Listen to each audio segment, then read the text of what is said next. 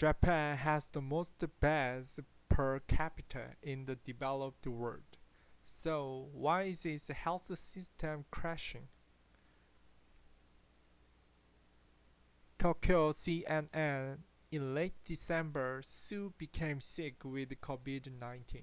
The single mother of two had a persistent fever and trouble breathing.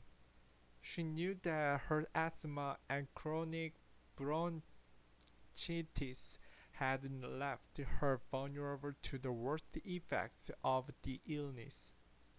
I wondered if I would wake up tomorrow, said the 32-year-old who asked not to be identified because of the stigma COVID-19 carries in Japan. When her condition worsened, she called the public health center in Hyogo prefecture for assistance, but she said no one answered her calls. Instead, she had to isolate in her tiny bathroom, while her children aged 3 and 6 slept alone in the living room for nearly 2 weeks.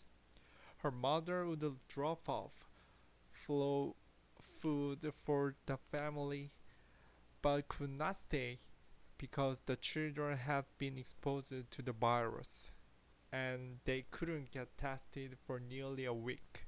Sue said she communicated with her children via a tablet and could often hear them fighting. My small children were trapped in the small living room alone without going outside at all for 10 days. I was feeling sick in terrible condition, but I felt more pain leaving my children alone. I felt like I was abandoning my children.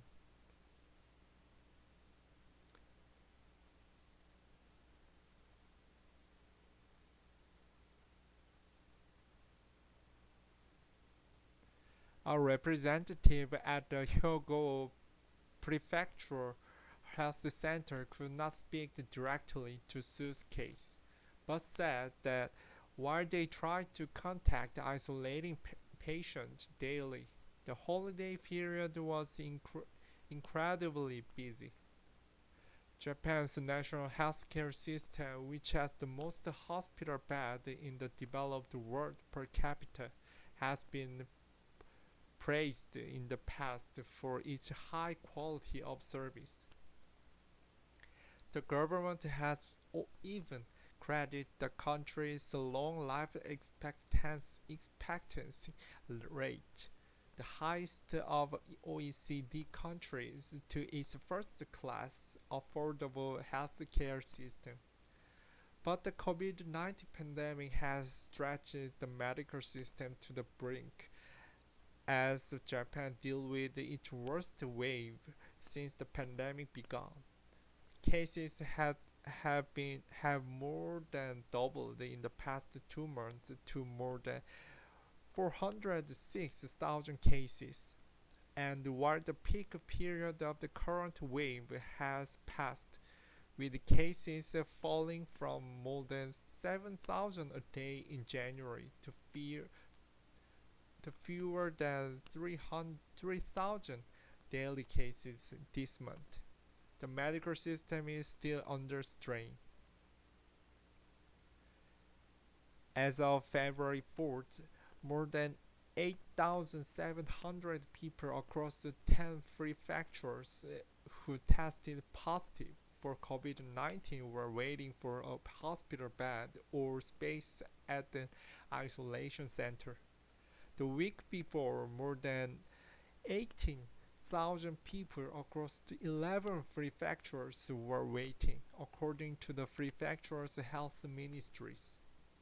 That means people are dying at home from COVID-19, fighting deteriorating conditions alone, and spreading the virus to family members.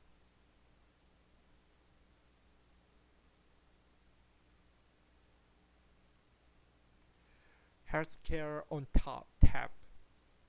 Despite Japan's rapid rise in cases in recent months, its infection numbers and deaths still pale in comparison to those in the US, where daily cases on average exceed 100,000. But experts said the expectations has toward healthcare are different in Japan. Since the 1960s, Japan's universal health insurance system has given coverage to all Japanese citizens, regardless of income or pre-existing conditions. But experts said easy access to care has led to many patients seeking more care than necessary, taking the system for granted. We regard healthcare as something like tap water, but now the tens of thousands of people with COVID-19 had to stay home and they cannot have access to the healthcare system. They can't be hospitalized and they can't even see doctors, said Dr. Kentaro Iwata, professor and doctor at the Kobe University Hospital. That's a very harsh reality, which is very difficult to accept for many Japanese. January saw record case numbers. Japan has recorded around 410,000 cases of COVID-19 since the pandemic began. More than a third of them, 454,000 in January this year.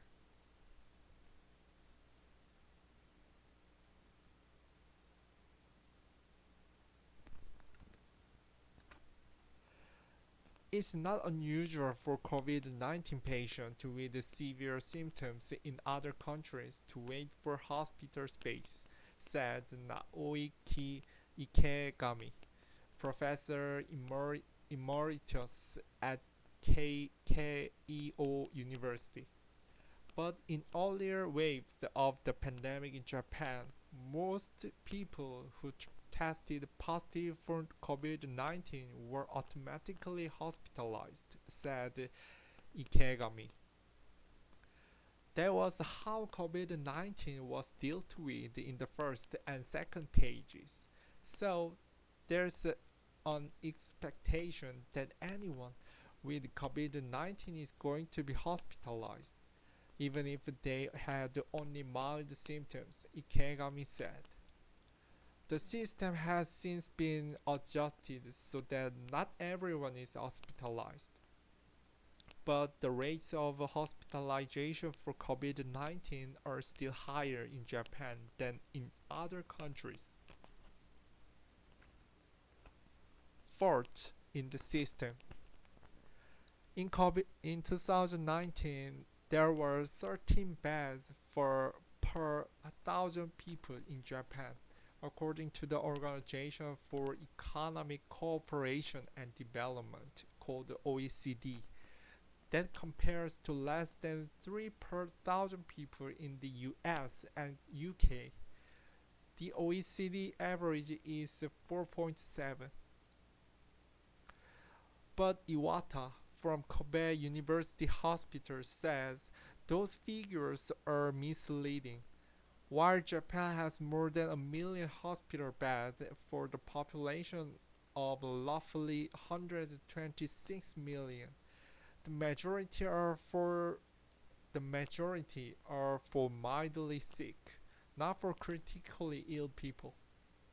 The country has only about 5 intensive care beds per 100,000 people, while Germany has nearly 34, the highest in the OECD, and America has nearly 26. Staffing is another key problem in Japan's medical system. Japan has only 1,631 infectious disease specialists across the 1,300 hospitals, according to the Japanese Health Ministry, meaning the majority of hospitals don't have the infectious disease specialist. Unlike the other newly Asian territories such as China, Hong Kong, South Korea, Singapore, and Taiwan, Japan managed to avoid the earlier coronavirus outbreaks, including severe acute respiratory syndrome called SARS and the Middle East respiratory syndrome called MERS. Many infectious diseases didn't come to Japan, so we didn't prepare, said Iwata.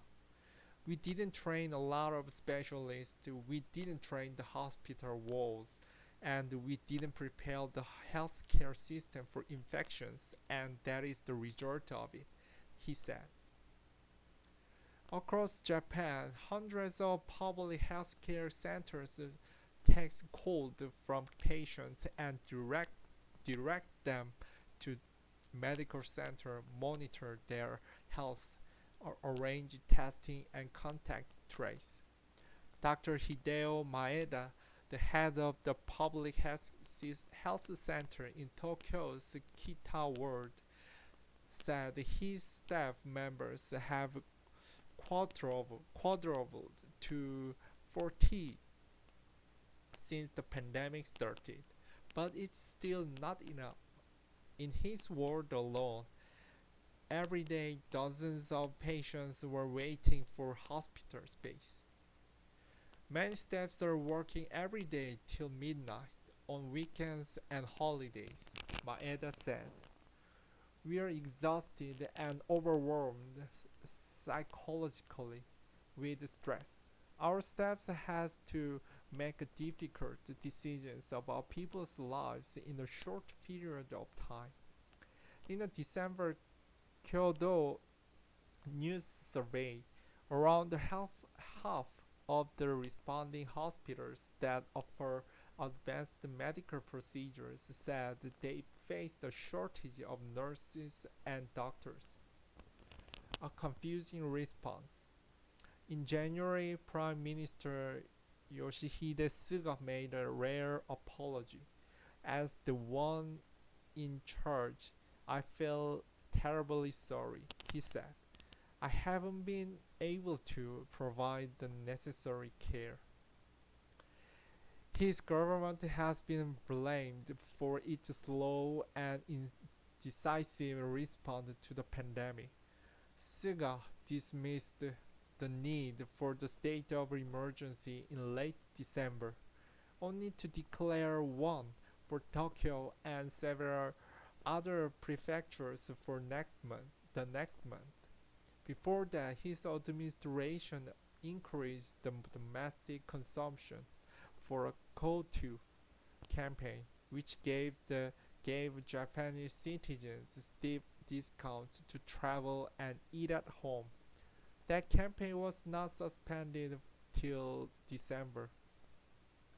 Kenji Shibuya, director of the Institute for Population Health at King's College London, said Japan's response has been too slow and confusing. On one hand, they encourage domestic travel and eating out. On the other, they just ask people to take caution. Kenji Shibuya.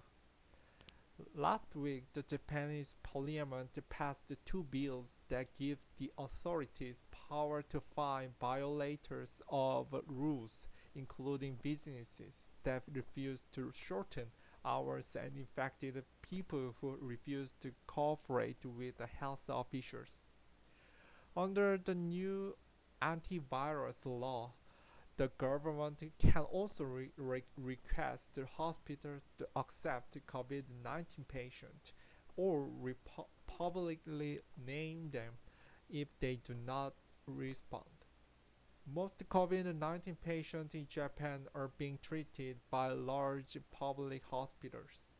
However, the majority of hospitals in Japan are private hospitals, but most of them do not have the staff and equipment to treat COVID-19 patients.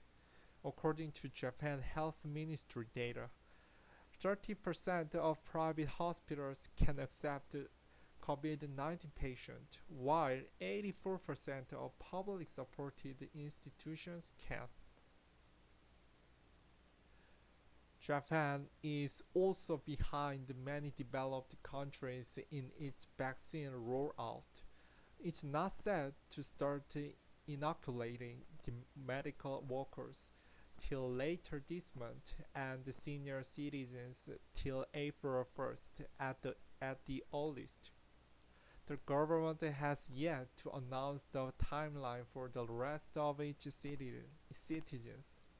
The vaccine will be voluntary and convincing people to receive it will be challenging in a country with a history of safety scares and concern about side effects. Earlier this week, it announced that Japan will have to discard 1 in 6 doses of the COVID-19 Pfizer vaccine, of which it has ordered 144 million doses, because the country's standard syringes will only be able to extract 5 doses of the vaccine from each buyer. Special syringes would be needed to collect the 6th dose. That's if the government can convince people to take the vaccine. According to the recent research study by the Lancet, Japan has one of the lowest rates of vaccine confidence in the world. Fewer than 30% of the people strongly agreed that vaccines were safe and effective compared to at least 50% of the Americans. Sue has now recovered from COVID-19, witnessing firsthand the limits of the public health system during a pandemic. She said she still has some lingering symptoms, but she is just thankful to be able to hold her children again. When her isolation ended, the first thing they said to her was, "Ma, please hug me." CNN's G. Kobayashi also contributed to this report.